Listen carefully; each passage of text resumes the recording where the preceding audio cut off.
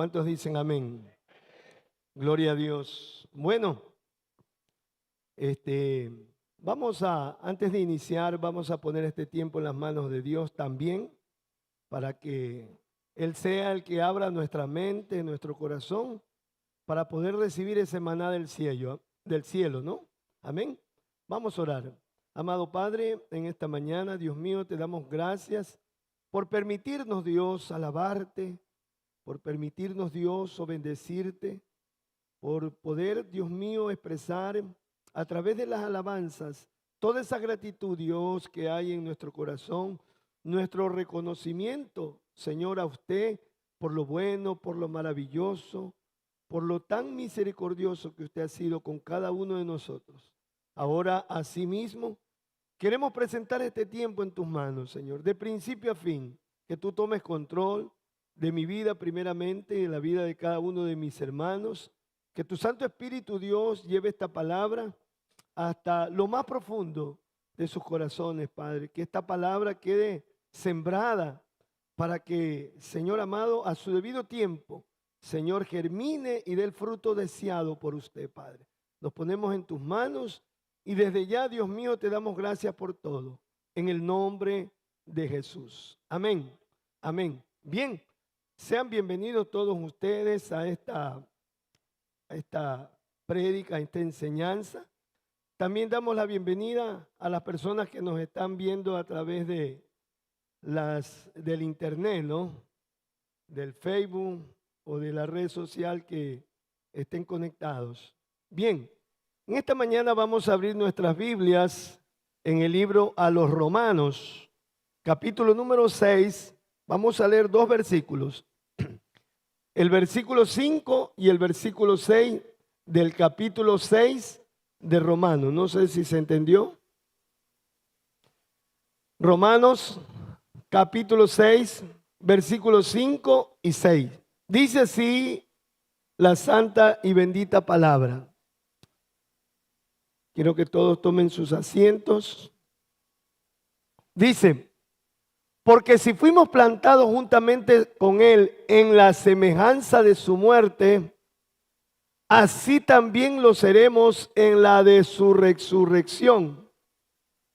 Sabiendo esto, que nuestro viejo hombre fue crucificado juntamente con Él, para que el cuerpo del pecado sea destruido, a fin de que no sirvamos más al pecado. Una vez más quiero repetir esta frase que dice que nuestro viejo hombre fue crucificado juntamente con Él para que el cuerpo de pecado sea destruido. Amén. Bien, en esta mañana vamos a meditar bajo el tema, lo tenemos en pantalla. Dice así: la unidad con Cristo, fundamento de nuestra salvación. Es muy importante lo que vamos a explicar en esta mañana, y una vez más le hago hincapié, tiene que ver con el tema central que Dios nos dio para el aniversario. Cristo en nosotros, la esperanza de gloria. En esta mañana vamos a ver dos puntos importantes. Primero, la centralidad de la unión con Cristo. Y como segundo punto vamos a tratar el significado de esta unidad. Amén. Gloria a Dios. Como les dije, en esta mañana vamos a tocar este tema que es muy importante, es vital para nuestras vidas, como lo vamos a desarrollar. Tiene que ver con nuestra unidad, nuestra unión con Cristo. Fuimos salvados para vivir unidos a Cristo. Amén. Él incluso, como lo vamos a ver a través de la palabra, Él se convierte ahora en nuestra vida, en nuestra vida. La vida que usted vive ahora, lo que usted y yo vivimos ahora de aquí en adelante, después de nuestra conversión, es la vida de Cristo, ya no nuestra vida. Amén. Por eso es que Pablo dijo, ¿no? El versículo muy escuchado y muy nombrado de Gálatas 2:20. Ya no vivo yo, mas Cristo vive en mí. Con Cristo estoy juntamente crucificado. Ya no vivo yo, mas Cristo vive en mí. Y ahora lo que vivo en la carne, o sea, el resto de esta vida en la parte humana, lo vivo en la fe de aquel que murió en la cruz. Amén. Esa era la convicción de Pablo expresada para que nosotros también tengamos esta convicción. Amén. Bien, voy a detallarle cierta parte de la historia y ciertos teólogos a través de toda la historia han sacado ciertas conclusiones acerca de este tema, de la unidad del creyente con Cristo, de la unidad del creyente con Cristo. Y vamos a tener en el recuadro, en el siglo XX, el siglo pasado, un teólogo dijo de esta manera: la unión con Cristo es la verdad central de toda la doctrina de la salvación. La unión con Cristo es la verdad central de toda la doctrina de la salvación. Otro teólogo a comienzo del siglo XXI expresó de esta manera: la doctrina, cuando hablamos de doctrina, hablamos de la enseñanza. La palabra doctrina es sinónimo de enseñanza. La doctrina de la unión con Cristo es la más importante y la más profunda de todas las verdades bíblicas representadas en las Sagradas Escrituras. Sin embargo, escuche esto, es la más descuidada. Es la más descuidada, porque hablamos de todo, hablamos de la prosperidad, hablamos de que la salvación no se pierde, pero no enfatizamos que esa salvación depende de la unidad que usted tenga en el ahora. No sé si me hago entender cuando digo en el ahora. Yo le puedo preguntar a mi hermano Juan, ¿cuánto tiempo tiene de convertido? Y él me puede decir: pastor, tengo 20 años de convertido. Hace 20 años yo conocí al Señor, hace 20 años recibí la salvación, pero yo le quiero preguntar ahora, ¿y en este momento usted cree que Cristo está gobernando su vida? Porque de eso depende la salvación que ella ha recibido hace 20 años. Amén. Amén. No es simplemente, la salvación no tiene que ver con solamente un instante, un evento, el día de la conversión, sino todos los días de mi vida, ir progresando, ir experimentando esa transferencia de la vida de Jesús y el mengue de la vida mía, de la vida nuestra. Amén. Entonces mire lo que dicen estos teólogos. Y yo creo que no estaban muy lejos de la verdad, sobre todo ahora en este tiempo. ¿Cuán alejada está la iglesia de esa unión con Cristo? Se han aprendido tantas doctrinas, pero el mensaje central de la doctrina, que es la unidad con Cristo, se ha dejado a un lado. Pero qué bueno que para eso estamos aquí, para aprender. ¿Cuántos dicen amén? Amén. Ahora, ciertamente Dios ha representado esta verdad a través de misterio. Será por eso que la gente, al escuchar misterio, dice: bueno, eso no lo debemos tocar. Yo me tomé otra vez el trabajo de poner el concepto de misterio según la Biblia, según lo que dice la Biblia. Vamos a ver lo que es un misterio. Cuando usted lee la palabra misterio en la Biblia, se refiere a la verdad que no se podía conocer, a menos que Dios mismo nos la revelara. O sea, Dios lo tenía esto como un misterio para revelarlo en cierto tiempo. O sea, quiere decir que por más que el hombre hubiera tratado de, en cualquier tiempo de la historia, tratar de conocer, no lo podía, porque había un tiempo señalado por Dios, que es el kairos de Dios, para que sea revelado este misterio de la unidad del creyente con Cristo, que es lo que estamos tratando. Ahora, Dios designó ese momento Y a través del apóstol Pablo, mire cómo dice, por eso es necesario ir entendiendo qué Dios nos ha hablado a través de su palabra. Me encanta este versículo de Hebreos, capítulo número 1.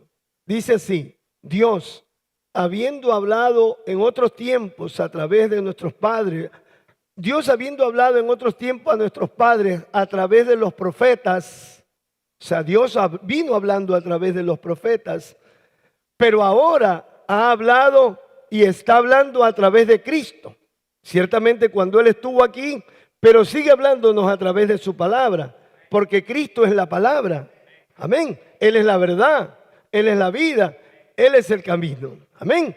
Entonces, ya tenemos el concepto. Cuando usted lea misterio, no quiere decir que es algo que no se ha descubierto, sino que estaba escondido hasta el tiempo señalado por Dios. La venida de Jesucristo trajo toda la revelación de esos misterios. Miremos lo que dice Colosenses, cómo lo expresa el apóstol Pablo. Mire lo que dice Colosenses 1:24 al 27, y luego vamos a leer el versículo 27 en la PDT. Dice así, mire cómo lo expresa el apóstol Pablo, hablando de su llamado, de la forma como él tomó ese encuentro con Jesús cuando lo designó para el ministerio. Dice: ahora me gozo en lo que padezco por vosotros. Recuerde que le está hablando a una iglesia y le está diciendo: por predicarles el evangelio, por traerles el evangelio, yo experimento un padecimiento y cumplo en mi carne lo que faltaba de las aflicciones de Cristo por su cuerpo. No está hablando de la salvación. Recuerde que la salvación tiene que ver con el llamado que una persona tiene para ser parte del cuerpo de Cristo. Eso es lo que está dando a entender aquí, que es la iglesia. Versículo 25, de la cual fui hecho ministro, según la administración de Dios que me fue dada para con vosotros, para que anuncie cumplidamente la palabra de Dios. El misterio, o sea, esta palabra que ahora es predicada abiertamente, anunciada que Cristo es la verdad, la vida, era un misterio en el Antiguo Testamento. Por eso dice Pablo, el misterio que había tiempo pasado, estado oculto desde los siglos y edades, pero que ahora ha sido manifestada a sus santos. ¿Cuántos dan gracias al Señor? Porque tenemos ese privilegio. Versículo 27. A quienes Dios quiso dar a conocer la riqueza de la gloria de este misterio.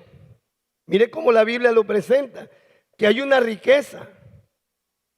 Hay una riqueza. Este misterio trae riqueza para nosotros. Nos enriquece, ¿sabe por qué? Porque las riquezas terrenales solamente nos pueden, a cualquier ser humano nos pueden, y con peligro de ser quitadas, robadas, hurtadas, nos pueden valer en este mundo. Pero esta riqueza traspasa esta vida terrenal. Es para la eternidad. Dice, la riqueza de la gloria de este misterio entre los gentiles. ¿Y de qué se trata este misterio? Que es Cristo en vosotros, la esperanza de gloria. Para el Padre, la mayor riqueza que nos podía dar es que Cristo venga a morar en nosotros, para que Él viva su vida a través de nosotros. Así lo debemos entender. No lo podemos entender de otra forma. Fuimos llamados a ser parte de un pueblo escogido bajo los lineamientos de ese Dios. Amén. Por eso es necesario nosotros entender la palabra de acuerdo a la perspectiva de Dios. Amén. Esta doctrina, aparte de ser central en la salvación, central, fundamental, porque yo puedo decir, como le dije hace un momento, el el ejemplo con mi hermano Juan. Mi hermano Juan recibe la salvación y se descuida de eso porque escuchó por ahí de forma un poco fuera del contexto que la salvación no se pierde y él se dedica nuevamente a su vida como Pedro. Cuando murió Jesús, él se fue a la pesca nuevamente. Pero cuando resucitó Jesús, lo mandó a llamar y le dijo: Pedro, ven, incorpórate, yo te salvé, te he salvado para un propósito. No te he llamado para que sigas viviendo tu vida de acuerdo a tus ideales, sino ahora vivir de acuerdo a mis ideales, porque mis ideales son los del Padre. Amén. Eso es lo que debemos entender. Esa es la propuesta de la palabra de Dios, no es otra cosa. Entonces,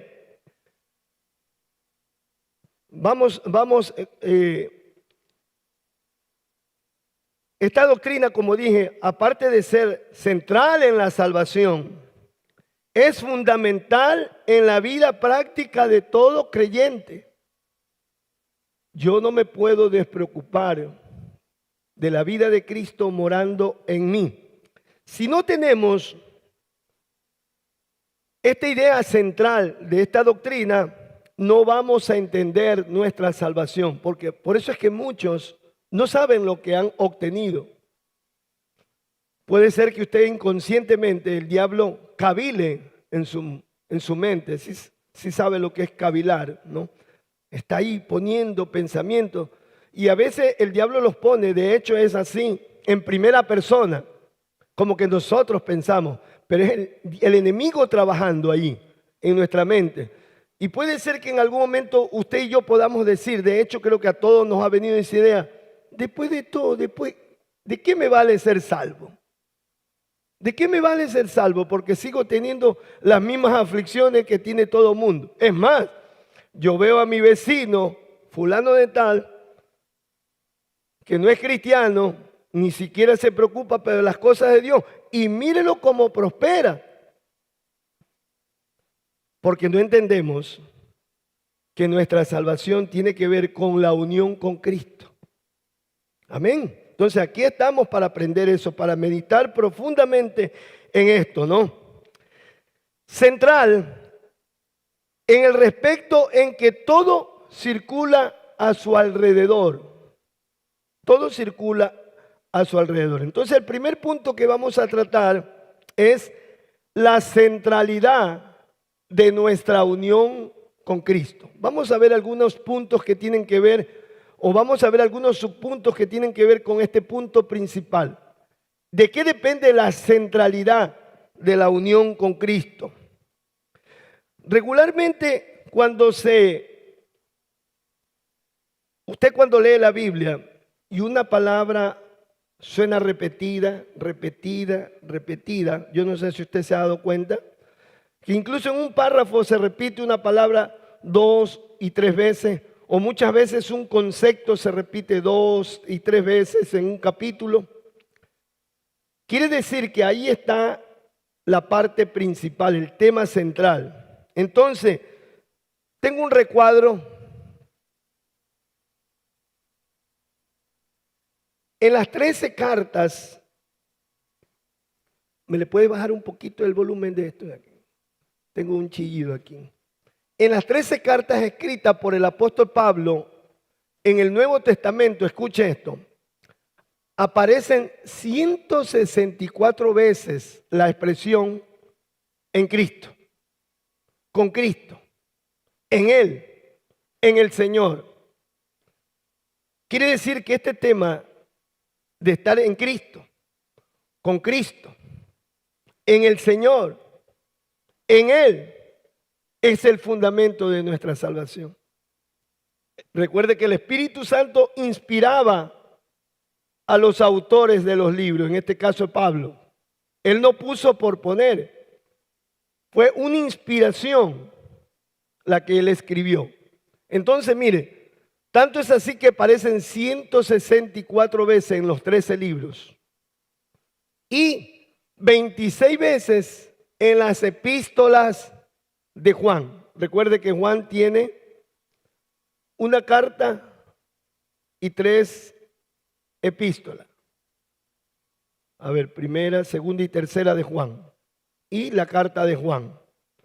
Entonces, en esas 4 cartas están 26 veces repetida la palabra o el concepto en Cristo. Amén. Eso es muy importante. Mire, en Él nosotros, usted y yo, somos escogidos. Mire lo que dice Efesios 1:14, así como vamos, mío. Según nos escogió en Él, en Cristo. En Él, antes de la fundación del mundo. Para que fuésemos santos y sin mancha delante de Él. Dios separó un pueblo en el Hijo, en todo aquel que en Él crea. Por eso usted no se ha unido a una religión, usted no ha pasado de una religión a otra religión. Usted ha pasado no solamente a un nuevo estilo de vida, sino a formar parte de una nueva creación en Cristo. El hombre viejo, Adán, el nuevo hombre, Cristo. Así hay que entenderlo, así está el planteamiento de la Biblia. Por eso le digo que hay cosas más importantes que estar haciéndolo a Dios socio, para que Él prospere mi negocio, para que Él me dé todo lo que yo quiero, porque somos hijos del Rey, debemos tener el mejor carro. Todo eso es lo que a veces se oye en las predicaciones. Son muy motivacionales las predicaciones, pero que no forman un verdadero fundamento. A eso se refirió a Jesús cuando dice que el que construye su casa, su vida, sobre la arena, cuando vienen los vientos, esa casa cae. Pero cuando se construye la casa en la roca, que tiene que ver con lo que Dios ha dicho, vendrán vientos, pero la casa no va a caer. La pandemia fue un gran viento que vino y muchas casas se cayeron. Amén. Gloria a Dios, qué bueno es el Señor. Entonces, vimos que en Él somos escogidos. En Él somos regenerados. Mire lo que dice el apóstol Pedro.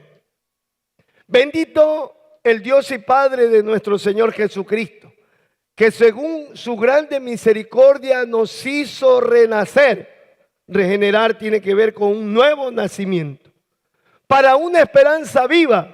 ¿Por quién? Por la resurrección de Jesucristo. Se sobreentiende, ¿no?, que es por Él. Por su muerte, como lo hemos visto la semana pasada, por su muerte y por su resurrección de los muertos. O sea, en Él somos escogidos. En Él tenemos también lo que acabamos de ver, somos regenerados, o sea, a una vida espiritual. Ahora usted tiene vida espiritual. Antes teníamos vida natural, que tenía que ver con vida anímica y vida física. Hoy usted tiene vida espiritual. Por eso es que usted puede, aunque no lo vea, usted puede decir, y por eso es que mucha gente dice, tú estás loco, hoy hablé con Dios. Que te llamó por teléfono, por WhatsApp, te escribió un correo. No te lo puedo explicar porque tú no vas a poder entender. Pero hoy habló Dios conmigo. Amén. ¿Cuántos pueden decir eso? Que tienen una comunión con Dios. Tenemos una comunión con Dios. En Él hemos sido justificados, santificados y glorificados. Miremos 2 pasajes aquí, así como está escrito, hijo, por favor. Miren lo que dice Romanos 8. Y a los que predestinó, ese es usted, ese soy yo. A estos también llamó, recuerde, Él nos llamó. Y a los que llamó a estos también, mire, lo primero, justificó. Y a los que justificó a estos también, glorificó. Glorificó. Por eso ahí podemos entender el versículo 29. Mire que leímos el 30. En base a eso podemos nuevamente entender el versículo 29. Cuando dice, porque a quienes conoció de antemano, los destinó también desde el principio para producir la imagen de su Hijo. Cuando Dios nos llama del estado de pecado, nos limpia con la sangre de su Hijo, es para reproducir la vida de su Hijo en nosotros. La pregunta es, ¿está usted tan preocupado de eso? ¿O está solamente pidiéndole al Señor, Señor, ayúdame a pagar esto, ayúdame a pagar este otro, ayúdame a conseguir esto, ayúdame a conseguir este otro? O, Señor, transfórmame según tu propósito a la imagen de su Hijo. ¿Cuántos dicen amén? Eso es el evangelio, eso es el cristianismo. Amén. Para reproducir, dice, la imagen de su Hijo, que había de ser el primogénito entre muchos hermanos.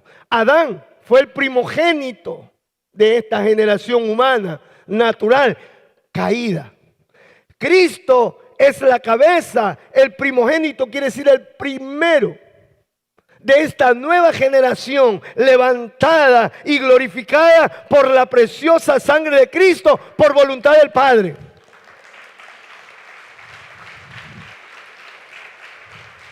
Entonces, en base a esto, nosotros podemos, mire, entender el versículo 28. En base a esto, podemos entender el versículo 28 que dice: estamos seguros, además, de que todo colabora a bien de los que aman a Dios, de los que han sido elegidos conforme a su designio. Si no leemos meditando en el 29 y el 30, nosotros podemos decir, si yo cometo pecado, dice que para los que aman a Dios todas las cosas le ayudan a bien. Hay cosas que vienen por consecuencia de nuestras equivocaciones. Y nosotros nombramos la Biblia y dice, para los que aman a Dios todas las cosas le ayudan a bien. Pero cuando uno pone este fundamento de los versículos siguientes, dice, no. Aunque de pronto no salieron las cosas como yo las esperaba, o yo le había pedido al Señor y no salieron las cosas, no se dieron, es porque a través de eso Dios está llevándome, encauzándome en su propósito. Por ejemplo, voy a poner un ejemplo. Alguien de pronto en la pandemia perdió su negocio. Y viene el evangelio de la prosperidad, le dice, ¿cuántos de ustedes perdieron negocio? Amén. Bueno, el Señor les va a devolver 10 veces más de lo que perdieron. Y eso para cualquiera le entusiasma, pues. Y la gente dice, amén. Pero tal vez Dios usó la pandemia para quitar ese negocio, porque ese negocio es el que absorbía todo su vida. Ahí estaba puesto todo el interés. Ahí estaba puesta toda la esperanza. Vamos a trasladarnos a Génesis 6. Es como que Noé estaba construyendo un arca. Y viene otro, le pone otra arca al lado. ¿Sí me entiende? Una arca de diversión. Ahí en esa arca había discoteca, no había problema. Vida fácil.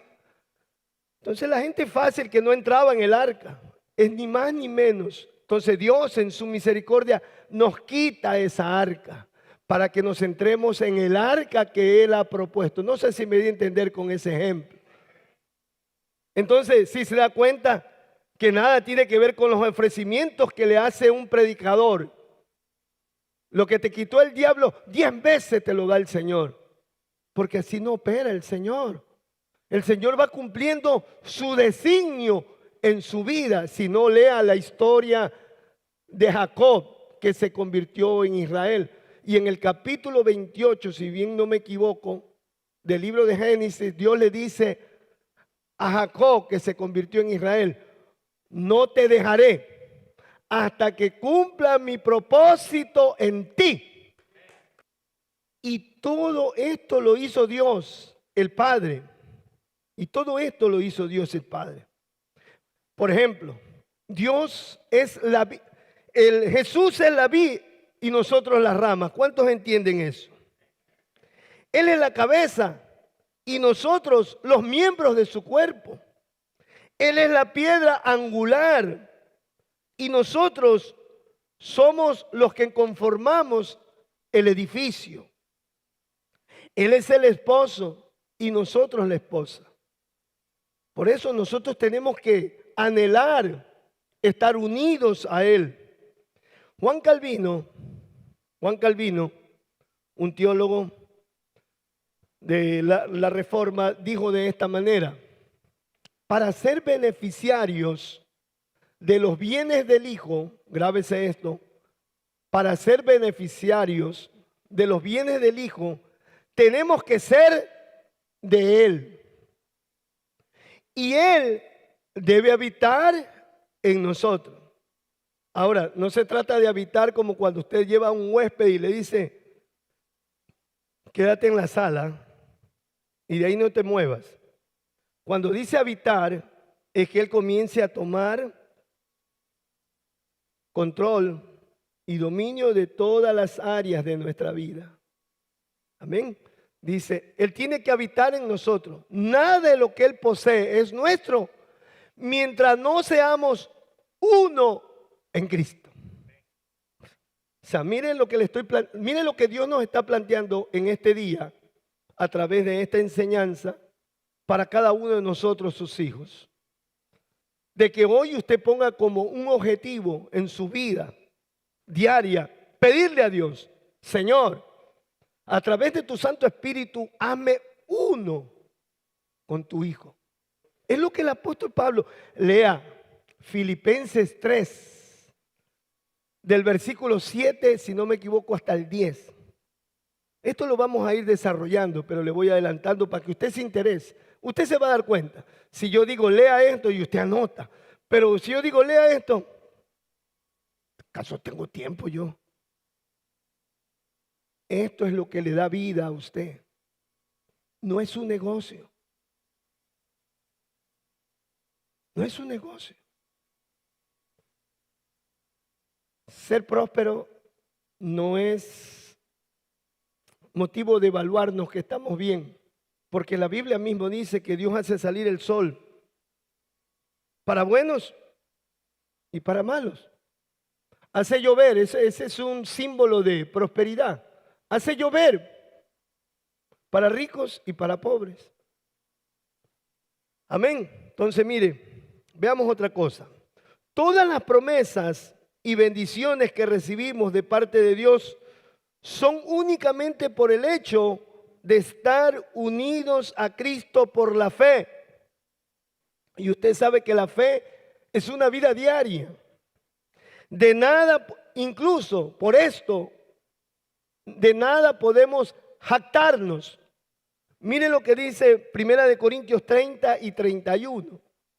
1 Corintios 1, 30 y 31. Mas por Él estáis vosotros en Cristo.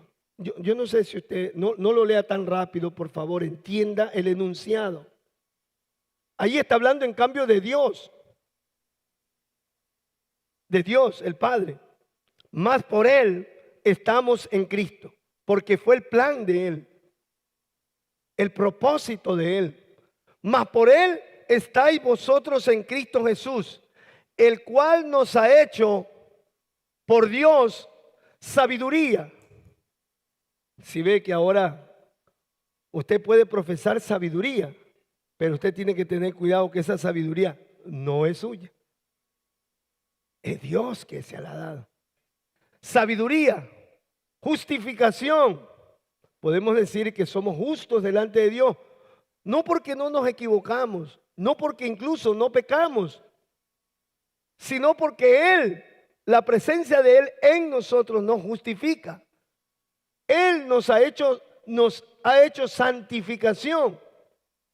Después que nos salvó, nos justificó. Y en este momento, a través de la palabra, Él está limpiando nuestra vida. Esto tiene que ver con santificación, nos está santificando. Vosotros estáis limpios por la palabra. La palabra nos va limpiando. ¿Cómo opera esta palabra? La palabra viene y nos hace conocer lo mal que estamos para que nosotros le podamos decir al Señor, Señor, opera en esto. Amén. Y por último, redención. Recuerde que lo primero que fue redimido fue nuestro espíritu. Nuestra alma está siendo cambiada y nuestro cuerpo va a ser transformado. Redención completa. Si se da cuenta de que hay que preocuparse. Pero eso de que usted se ausenta del cristianismo por tiempo, no es que ahorita con los problemas que... es cuando más lo necesita. Mire, escuche esto. Tómelo como un consejo. Cuando un creyente, por causa de los problemas, se aleja de la iglesia, se aleja de la comunión del Señor, es que ese creyente no ha comprendido que debe depender del Señor. Él todavía cree que los problemas los voy a resolver yo. Por eso, Señor, cuando yo ya haya arreglado mis problemas, voy a la iglesia. ¿Sí me entiende? Ahí es donde opera el enemigo.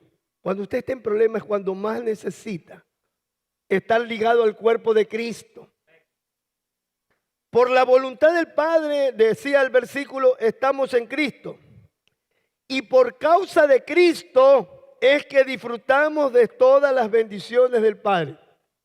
¿Usted sí se da cuenta? Por causa de Dios Padre estamos en Jesucristo. Y por medio de Jesucristo es que gozamos de las bendiciones del Padre. Por eso es que la Biblia dice que Él es en todo y por todo. El hombre de nada puede jactarse. Si leímos el 31, leamos el 31. Para que, como está escrito, el que se gloríe, gloríese en el Señor. Nada de que yo soy, usted me oyera predicar, hermano, hermana. No. Esa persona está confundida. Hoy usted me oyera enseñar. Y aún en las habilidades humanas. Si usted es algo, un profesional, eso se lo debe al Señor. Si usted es hábil para cocinar, eso se lo debe al Señor. Cuando vaya a cocinar, dile, Señor, gracias por estas manos, por el talento que me has dado, por la fuerza, por el trabajo que me das. Por todo debemos darle gracias al Señor. No como religioso. Religioso es cuando solamente en ese momento se acuerda del Señor. No es por el acto de hacer eso, sino porque en ese momento solamente se acuerda del Señor. Pero si usted lleva una vida en comunión con Dios, eso no es religiosidad. Ese es agradecerle a Dios por todas las cosas que hemos recibido y que tenemos. Amén. Gloria a Dios. Aleluya. Mire lo que dice Efesios, capítulo número 1, del versículo 5 al 9. Estos libros son muy importantes para entender nuestra posición, nuestra identidad. No sé si me hice entender. Nuestra posición que tenemos en Cristo. Usted tiene una posición. Usted tiene una identidad. Usted se identifica netamente con Cristo. Para eso nos llamó el Padre. Mire lo que dice. En amor. Vamos a leer desde el versículo 4, por favor. Dice, según nos escogió, lo que leímos antes, en Él, antes de la fundación del mundo, para que fuésemos santos y sin mancha delante de Él. En amor, habiéndonos predestinado, en amor. Lo que Dios hizo, lo hizo en amor. En amor, habiéndonos predestinados para ser adoptados hijos suyos. No fue llamado usted solamente para ser cristiano, sino para ser hijo de Dios. Por medio de Jesucristo. Según, ¿qué dice ahí? El puro afecto de su voluntad. Puro afecto de su voluntad. O sea, ahí no influyó nada. Ni mi buena cara, ni mi profesión, ni mi buen comportamiento, sino que a Dios le plujo, le plació hacerlo de esa manera. Ahí está el propósito, para alabanza de la gloria de su gracia. ¿Qué quiere decir esto? Que yo reconozca y diga, no, solamente en Él. Con la cual nos hizo aceptos en el amado, en Jesús. El amado es Jesús. En quien tenemos redención por su sangre. El perdón de pecados según la riqueza de su gracia. Que hizo sobreabundar para con nosotros con toda sabiduría e inteligencia. Dándonos a conocer, ¿qué dice ahí? El misterio de su voluntad. Según su beneplácito, una vez más expresa, según su beneplácito, el cual se había propuesto en sí mismo. O sea, todo lo que nosotros estamos experimentando Dios se propuso un día en la eternidad. Yo lo voy a hacer así. Denle un aplauso al Señor.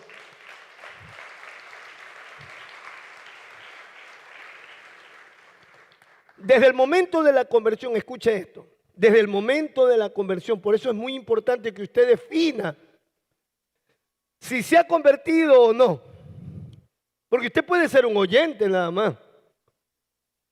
Conversión tiene que ver con haber recibido un nuevo nacimiento, tener vida espiritual, tener morando al Espíritu de Dios dentro de usted. Porque de ahí parte todo. Si no, simplemente usted en su mente y en su corazón ha venido a otra religión. Desde el momento de la conversión, la vida de Cristo comienza a fluir y a manifestarse en nuestra vida. Hasta el momento de su venida, va creciendo cada vez más, voy madurando en Él. Miren lo que dice Colosenses, capítulo número 3, del versículo 1 al 4, según la BLPH. Palabra, versión hispanoamericana. Bien, miren lo que dice. Ustedes han resucitado con Cristo. Primero presenta esa verdad. Ustedes han resucitado con Cristo. La próxima enseñanza vamos a tratar esto. Ustedes, ¿cómo resucitamos con Cristo? Recuerde que esto es una serie. Ustedes han resucitado con Cristo. Están en signos de admiración. Ustedes han resucitado con Cristo. Miren lo siguiente. Orienten, pues, sus vidas hacia el cielo, hacia las verdades del cielo. ¿Cuáles son las verdades del cielo? Esto. Donde está Cristo sentado junto a Dios. Pongan el corazón en las realidades celestiales y no en las de la tierra. Mire que dijo realidades. Escuche un cristiano, es que hay que ser realista, pues. No hay trabajo, no hay plata. Claro, esa es la realidad terrenal. Pero usted y yo vivimos bajo una promesa. Esa es la realidad. No hay justo desamparado, ni su descendencia que mendigue pan. Eso es lo que está diciendo. Pongan su mirada en las realidades del cielo, en lo que Dios ha dicho. Pongan el corazón en las realidades celestiales y no en las de la tierra. Porque han muerto y sus vidas está escondida con Cristo en Dios. O sea, primero yo estoy refugiado, yo estoy unido a Cristo. Y por estar unido a Cristo, yo estoy escondido en Dios. ¿De qué voy a temer? ¿De qué voy a temer, mi hermano? ¿De qué puede usted temer? Versículo 4.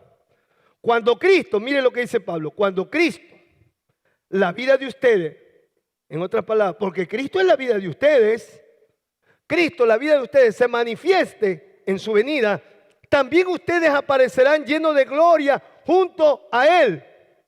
Por eso, ¿cuál es mi esperanza? Que un día en la venida de Él voy a ser revestido de toda la gloria de Él.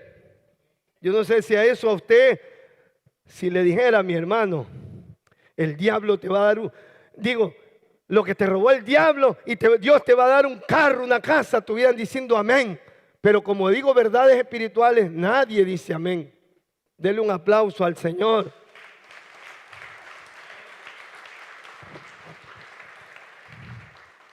Bien, entonces el primer punto es la centralidad de la unión con Cristo. ¿En qué se centra? ¿En qué está basada? En la voluntad del Padre. Dios quiso.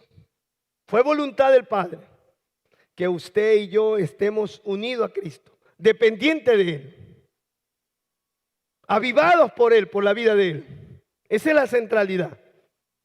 Ahora vamos a ver el segundo punto. El significado de nuestra unión con Cristo. Dije que iba a tratar 2 puntos. La centralidad de la unión con Cristo. Y el segundo punto, el significado de la unión con Cristo. Me tomé la molestia de exponer la palabra significado. Cuando hablamos del significado, ¿de qué vamos a hablar? Significado tiene que ver con la representación mental de un objeto, hecho, situación, o opinión o juicio que tengamos. O sea, si voy a hablar del significado de la unión con Cristo, tiene que ver con el concepto que yo tengo. Y eso es importantísimo. Porque si usted no tiene un buen concepto sobre su unión con Cristo, la importancia, el fundamento, las ventajas, los resultados o la seguridad que le provee, usted con poco y nada va a decir, bueno, ¿de qué me vale estar unido a Cristo? Por eso le pongo, si vamos a tratar el significado es cómo eso se representa en mi mente como concepto. ¿Qué concepto yo tengo? ¿Es por eso que lucho? Mire lo que dice Pablo con respecto a esto, el significado. Ciertamente, aún estimo todas las cosas como pérdida por la excelencia del conocimiento de Cristo Jesús, mi Señor, por amor del cual lo he perdido todo y lo tengo por basura para ganar a Cristo. O sea, eso es lo que yo quiero alcanzar. O sea, que Cristo se refleje en mi vida y ser hallado en Él. Cuando Dios venga y diga, a ver, voy a ver a Juan, todavía lo veo a Juan. O cuando Juan ha desarrollado, Juan tipifica a todos nosotros. Ha menguado Juan y ha dejado que Cristo, ahí yo veo a mi hijo. Y ser hallado en Él, no teniendo mi propia justicia, de que usted le diga, que Juan le diga, bueno, Padre, ciertamente no he dejado que Cristo tome lugar, pero estoy lleno de mis buenas acciones. Eso es lo que quiere decir. No teniendo mi propia justicia, que es por la ley, cumplimiento y obediencia, sino por la que es la fe en Cristo, la justicia que es de Dios por la fe, a fin de conocerle y el poder de su resurrección y la participación de sus padecimientos lleguen a ser semejante a Él en su muerte. Déjenme ver el versículo 11, si es necesario. Hasta ahí nomás. Ya. Bien, vamos a ver entonces, estamos viendo el significado. A través de todo, escuche esto, para conocer el significado, ¿qué dije que era? Era el concepto mental que usted va a tener de su unión con Cristo. Entonces, es necesario que a través de toda la Escritura, Dios ha planteado ejemplos para que podamos entender muchas cosas, que como en este caso, como dijimos, era un misterio. Era un misterio. Ha planteado tipos, figuras, ha planteado metáforas, ha planteado analogías, a fin de que sus hijos entiendan sus designios, en este caso sus mandatos, sus planes y sus propósitos. Mire cómo dice 1 Corintios 10, 11, según la Reina Valera. Y estas cosas les acontecieron en el Antiguo Testamento a los israelitas y están escritas para amonestarnos a nosotros, a quienes han alcanzado los fines de este siglo. Toda la Escritura, los ejemplos, las situaciones, los acontecimientos son para que nosotros podamos ver el carácter de Dios. ¿Cómo actuó Dios frente al pecado? ¿Cómo actuó Dios frente a la devoción de un hombre? ¿Cómo actuó Dios frente a la rebelión de algunos? Entonces son como ejemplos para nosotros. Por eso Dios se ha preocupado que a través de su escritura, de su palabra, nosotros podamos llegar al verdadero conocimiento y aún de sus misterios. Amén. Entonces, con respecto a al significado de nuestra unión con Cristo, hay un ejemplo muy palpable que nos ayuda muchísimo para entender este misterio de lo que significa nuestra unión mística con Cristo. Busqué esta palabra mística y lo místico tiene que ver con póngame el significado de místico. Lo místico, lo cerrado, lo velado, lo inexplicable en cierta manera. Porque ciertamente decimos, sí, lo que vamos a ver, el matrimonio representa así como el matrimonio es la relación entre el hombre y la mujer, así mismo es la relación con Cristo y la iglesia. Pero tenemos un vago conocimiento. Pero hay que analizarlo desde la perspectiva como Pablo o como Dios a través de Pablo lo está presentando. Entonces, por eso dije aquí, para poder entender este misterio de lo que significa nuestra unión mística, inexplicable humanamente, como por ejemplo el asunto de la Trinidad. En cierta forma se puede explicar, en cierta forma se puede conocer. Es una verdad, pero no la podemos entender con nuestra lógica, con nuestra mente. Entonces, leamos lo que dice Efesios 5, del versículo 28 al 32. Y este es el ejemplo que tenemos. Dios, a través del apóstol Pablo, puso este conocimiento a través de la relación que tiene un hombre con una mujer en el matrimonio. Leamos lo que dice. Así también los maridos deben amar a sus mujeres como a sus propios cuerpos. El que ama a su mujer a sí mismo se ama. Porque nadie aborreció jamás a su propia carne, sino que la sustenta y la cuida, como también Cristo a la iglesia. Miren cómo va haciendo la comparación. ¿Por qué la cuida Cristo a su iglesia? Porque somos miembros de su cuerpo y de su carne y de sus huesos. Por eso dejará el hombre a su padre y a su madre y se unirá a su mujer y los dos serán una sola carne. Y mire lo que dice el versículo 32. Grande es este misterio, el del matrimonio. Mas yo digo esto respecto a Cristo de la iglesia. Entonces no es del matrimonio, sino que Dios, a través de esta exposición que hace el apóstol Pablo del matrimonio, aprovecha para descubrir cómo debe ser la relación del creyente con Cristo, como lo demostró Cristo con la iglesia. Interesantísimo. Entonces, vamos a analizar para tener verdaderamente un significado. ¿Cuál debe ser nuestro comportamiento como la esposa? Como la esposa del esposo, que es Cristo. Hace un momento decíamos, ciertamente Él es la cabeza, nosotros miembros de su cuerpo. Él es el esposo, nosotros la esposa. Aunque nos cueste un poquito de trabajo a los varones, pero no lo hacemos con ninguna situación. Él es nuestro esposo. ¿Cuántos dicen amén? ¿Cuántos son esos varones que dicen amén?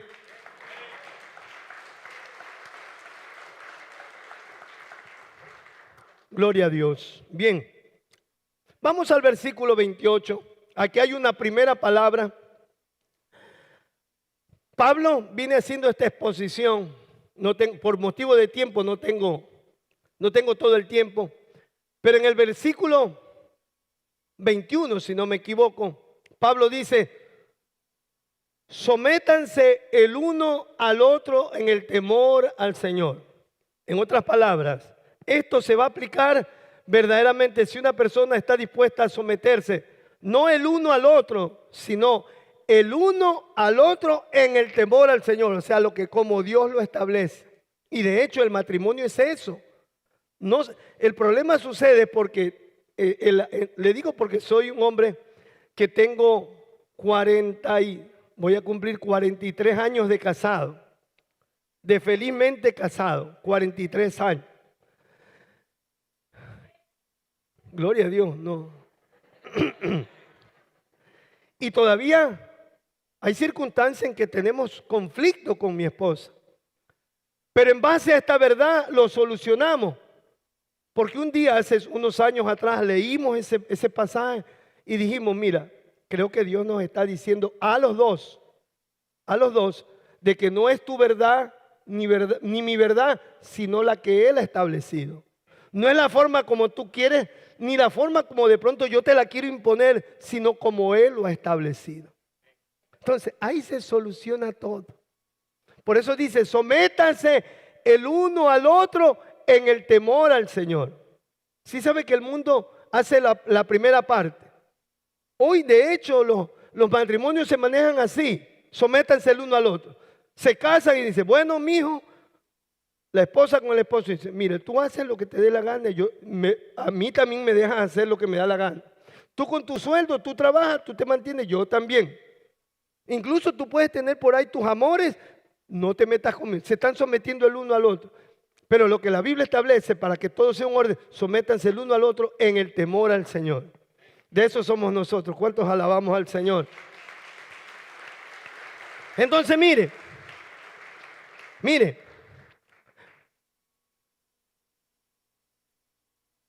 el versículo 28 dice, así también los maridos, recuerde que lo que estamos tratando aquí no es tanto el matrimonio, sino la relación entre el creyente y Cristo.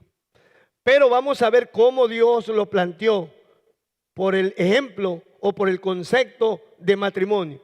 Así también los maridos deben amar a sus mujeres como a sus mismos cuerpos.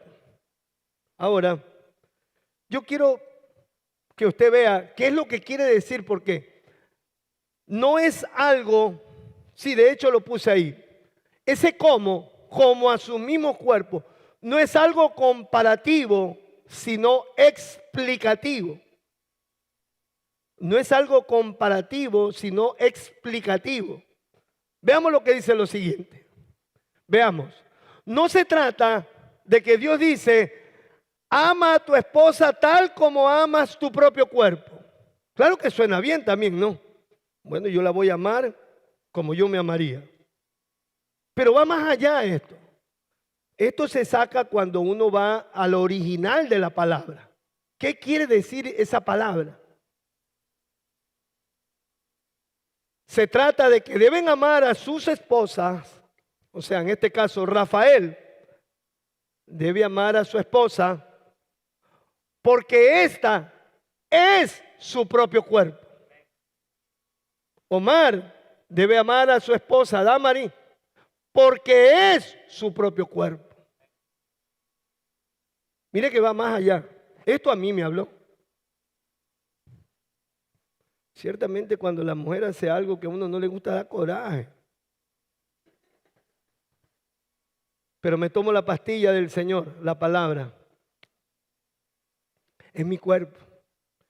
Esa parte del cuerpo que todavía está ahí. Pero tengo que ayudar a ese cuerpo. Ahora con 60 y pico de años que tenemos, ya hay esto. Ya hay esto. Y ahora he vuelto nuevamente a abrirle la puerta. Hace 43 años que lo había dejado de hacer. Ahora ya no es por esa cortesía, sino por la necesidad. Se me cae. Imagine. Pero también recibo de parte de ella. A veces yo estoy acostado y siento que una mano comienza a sobarme la espalda. Me imagino que decir así como este me abre la puerta, también lo sobo. Y ahí va, uno con otro se va volviendo una sola carne. Miremos lo que dice el versículo 29 y el 30, según la PDT, según este concepto que acabamos de... Recuérdelo, esto no es simplemente que usted lo lea. Vaya más allá. No, yo sí la amo como que fuera, como que fuera mi persona. No, no solamente como que fuera tu persona, es tu persona. Como que fuera mi cuerpo. No, es tu cuerpo. O sea, cuando vayas a decirle algo, como que tú te lo estás diciendo. ¿Por qué? Por eso es que dice, porque nadie odia a su propio cuerpo. Yo les voy a revelar algo, ¿no? Y yo creo que usted lo sabe, los casados, porque no creo que solamente a mí me ha sucedido. Llega un momento a veces de odiar a su pareja. Llega un momento de odiarla. Y ahí viene lo que dice Eclesiastés. No quiero decir que con esto tiene que suceder. Tiempo de odiar y tiempo de amar. Tiempo de tirar piedras y tiempo de recoger piedras. ¿Se ha leído Eclesiastés? ¿Quién escribió Eclesiastés? Salomón. Y llega un momento Pero para eso está la palabra. La palabra es la que te rige ahora. Nos rige, hermano. La palabra nos rige. Entonces dice, porque nadie odia a su propio cuerpo. Todo lo contrario. Lo alimenta y lo cuida. Así como Cristo cuida la iglesia. Porque somos, por eso es que termina diciendo el siguiente versículo. Porque formamos parte de su cuerpo. Por eso nos cuida. ¿Por qué cree que a veces nosotros como cristianos nos descarriamos y decimos como que Dios socapa nuestra sinvergüencería y decimos, porque el Señor es fiel conmigo aunque yo le soy infiel? Como que eso depende de lo bonito que somos o de lo tan necesitado que está Dios de nosotros, no. Pero no, es porque Él estima que ese es mi cuerpo ahora. Ahora usted es parte de su cuerpo. Yo soy parte de Cristo ahora. Por eso mire, aquí hay un versículo muy contundente. Veamos lo que dice. Esto viene de Génesis 2:24. Mire que todavía preserva el fundamento, ¿no? Por tanto, dejará el hombre a su padre y a su madre y se unirá a su mujer y serán una sola carne. Vamos a leer ahora Efesios 5:32, donde decía, grande es el misterio. La palabra grande en el original es la palabra mega, mega. Por esto dejará el hombre a su padre y a su madre y se unirá a su mujer y los dos serán una sola carne. Aquí Pablo, a través del ejemplo del Nuevo Testamento, entre el estado del hombre y la mujer en el matrimonio, aclara algo importante de la relación de Cristo con el creyente. Por esto dejará el hombre a padre y madre. Vamos a analizar bajo qué perspectiva dijo que el hombre ya tendrá que dejar a su mamá y a su papá para formar un nuevo hogar. Y de hecho, en la práctica hemos visto las situaciones que se han presentado por vivir con los padres, con los suegros. Tal vez en algún momento cuando se ponen las reglas, se ponen las normas, bueno, resulta llevadero. En mi caso no fue así. Yo le doy gracias al Señor porque un día, bueno, tuve una circunstancia. Tal vez no fue con la diplomacia que lo expreso, pero me dijeron en la casa de mi suegro, bueno, búsquese dónde irse. Y la verdad que ahora han pasado los años y para mí fue un favor, porque sabe que pude desarrollar en Dios, sé que Dios fue el que me ayudó y pude esforzarme y pude tener las cosas y puedo decir, tengo mi casa porque me esforcé y Dios estuvo conmigo. He tenido todo lo que tengo porque me esforcé y Dios me dio la facilidad. Pero muchas veces se vive en la casa de los padres y quedamos con esa herencia nada más. No digo que sea malo, pero Dios está planteando un nuevo camino y ese hay que entenderlo, sobre todo nosotros como cristianos. Amén. Yo he copiado 3 puntos importantes de el hombre dejará a padre y madre. Recuerde que lo que estoy enfocando es que a través de esta relación del hombre y la mujer en el matrimonio, Dios está enseñándonos cómo debe ser nuestra relación con Cristo, porque Cristo ya la demostró con nosotros. No estoy diciendo la relación que debe tener Cristo con nosotros, ya Él la demostró, es la relación que nosotros debemos tener para con Cristo. Y aquí hay 3 puntos relacionantes a esto. El primero, ¿sí se ve? Sí, ¿no? Ya. El primero dice, la relación entre el hombre y la mujer debe ser exclusiva en el matrimonio. Exclusiva. ¿Qué tiene que ver? O sea, ya en el matrimonio no tiene que intervenir. No está mal los consejos. Los consejos limitados hasta cierto punto. El que tiene el mayor consejero que tenemos como cristianos en un matrimonio, ¿quién es? Es la palabra y Dios, el Espíritu Santo. Por eso es que dice, deja a tu padre y a tu madre porque siempre van a intervenir. Deja a tu padre y a tu madre. No quiere decir que usted no viva en esa casa. sino que el consejo tiene que ser el de la palabra, porque muchas veces vivimos por las tradiciones y los rudimentos de las tradiciones. Por ejemplo, un concepto que muchas veces lo he escuchado: no, yo no me caso porque mi padre nunca se casó, mi abuelo nunca se casó, mi bisabuelo nunca se casó y fueron felices. Pero la Biblia, ¿qué dice? Delante de Dios, ¿qué significa eso? Puede ser feliz si es que así lo cree en esta tierra, pero un día llegará delante de la presencia del Señor. Ustedes fueron fornicarios. ¿Sí me entiende? O sea, no vivimos, por eso es exclusivo bajo los parámetros que Dios los pone para cumplir el propósito del matrimonio. O sea, cuando uno se casa, no es que no tiene que velar por sus padres, pero no tiene que primar por encima eso. Es lo mismo, dice, asimismo la relación de Cristo con el creyente es exclusiva para cumplir el propósito de Dios. Pero aquí viene, muchas veces, ¿por qué no vino al culto? Es que vino mi mamá, es que vino mi familiar, es que vino mi tía, es que vino de no sé dónde a visitarnos. Tráigala a la iglesia, pero usted tiene que cumplir esa relación.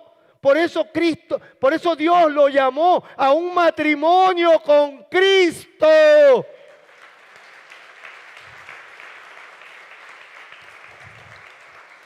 Si ve que cuando meditamos en la palabra, podemos aprender mucho. Ahora, ¿por qué no queremos meditar en la palabra?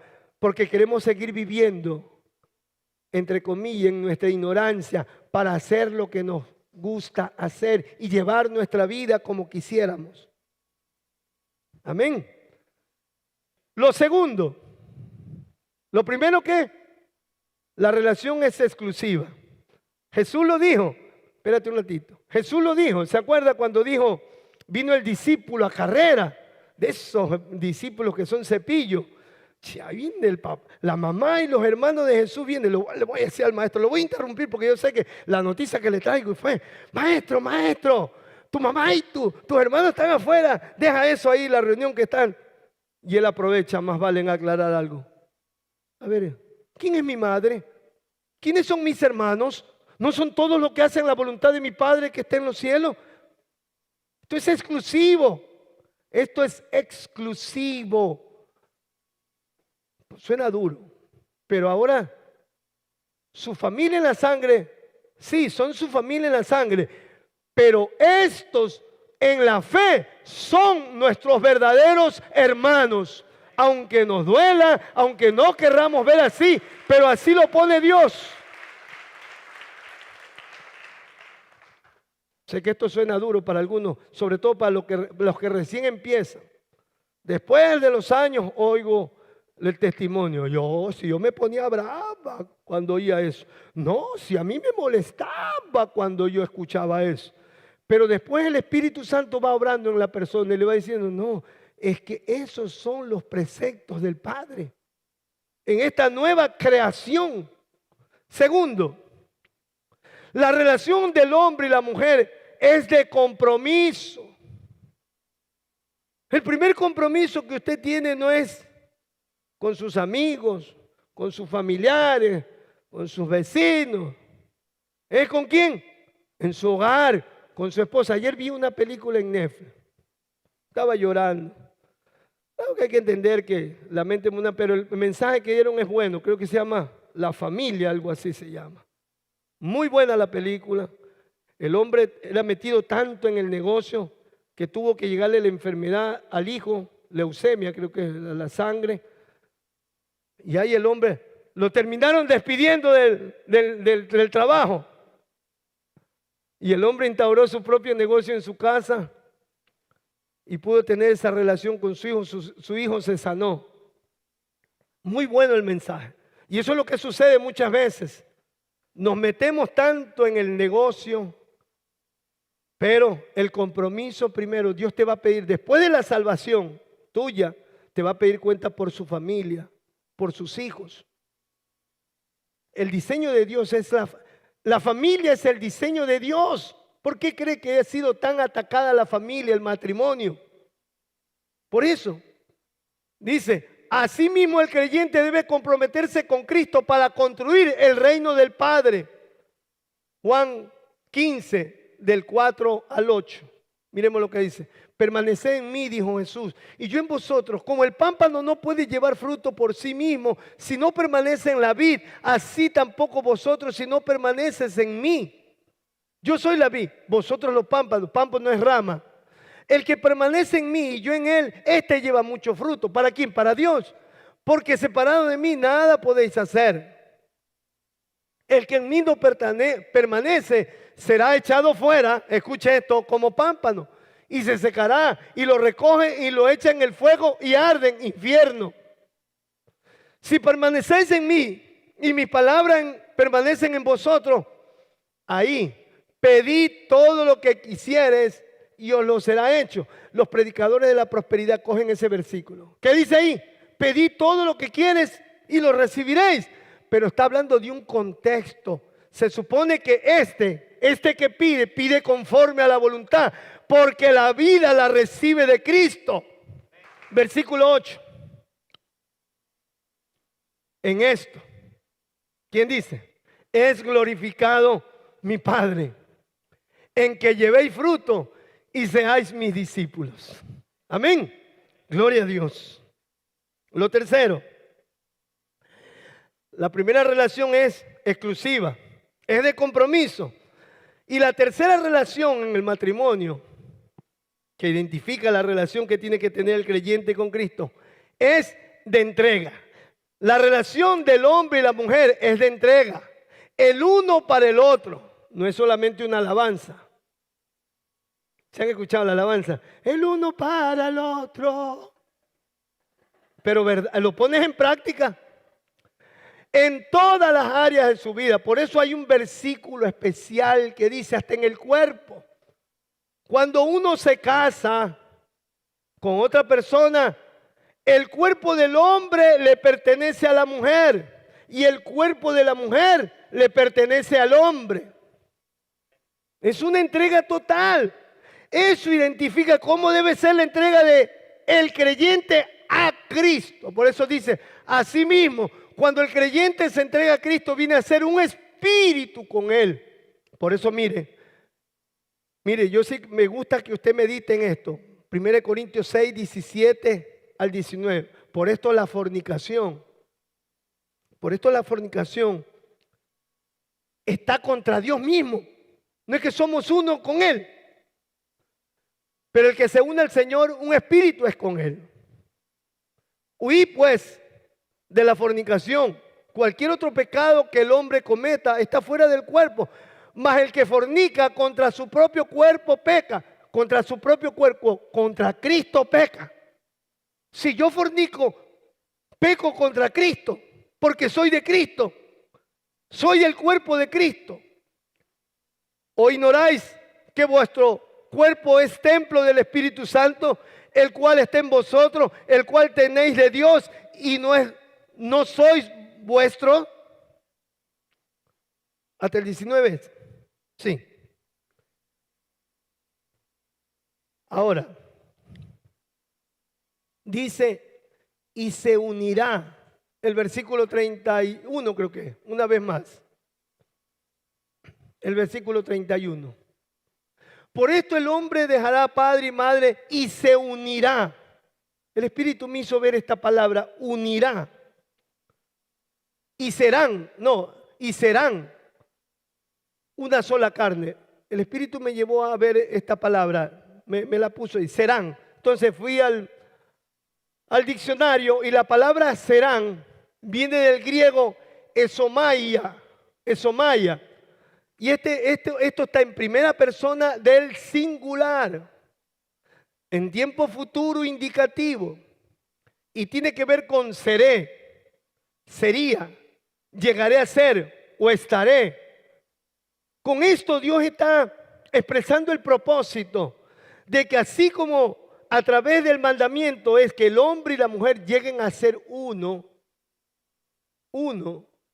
no dejando de ser dos personas, pero llegan a ser uno en su entendimiento, en su comunión, en el espíritu. Ya, así mismo Dios quiere ser con nosotros. Mire lo que dice, y esto me llevó al libro de San Juan, capítulo 17, versículo 20 al 24. Mire, este pasaje de San Juan 17 es la última oración que hace Jesús por los discípulos antes de su muerte. Por eso es interesante lo que él expresa. Mire cómo lo expresa, dice: mas no ruego por esto, o sea, por los discípulos, los 11 que en ese momento estaban. No, los 12, porque todavía estaba Judas ahí. Mas no ruego solamente por estos, sino también por lo que han de creer en mí, por la palabra de ellos. Ahí estamos incluidos nosotros. Nosotros hemos creído por la palabra de ellos que ha venido. Versículo 21. Para que todos sean uno. Punto y coma. Ahí explica qué es el uno. ¿Qué es el uno? Como tú, oh Padre, en mí y yo en ti, que también ellos sean uno en nosotros. ¿Cuántos alaban al Señor? Amén. Para que el mundo crea que tú me enviaste. La gloria que me diste yo les he dado para que sean uno, así como nosotros somos uno. Yo en ellos, tú en mí, para que sean perfectos en unidad, para que el mundo conozca que tú me enviaste. Una vez más repite. Y los ha amado a ellos como también a mí me has amado. ¿Cómo nos ama Dios? A través del amor de Cristo. Por eso, mi hermano, la unidad con Cristo es fundamental. Usted no puede descuidarse. Ya estaremos hablando cómo llegamos a esa unidad. Pero se lo digo, a través de la oración, a través de la búsqueda de esa comunión. Hoy el cristiano promedio no tiene tiempo de orar. Pastor, le voy a hacer la verdad. Yo tengo que salir a las 6 de la mañana y no tengo tiempo de orar. A veces cuando regreso y no vengo cansado, oro. Hermano, usted tiene que orar porque es la comunión con Dios.